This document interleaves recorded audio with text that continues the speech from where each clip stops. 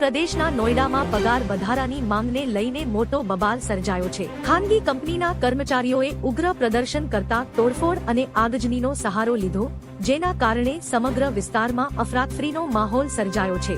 સ્થિતિ કાબૂમાં લેવા પોલીસને લાઠીચાર્જ અને ટીયર ગેસનો ઉપયોગ કરવો પડ્યો। હરિયાણાના ગુરુગ્રામ બાદ હવે નોઈડામાં પણ પગાર મુદ્દે કર્મચારીઓનો રોષ ફાટી નીકળ્યો છે।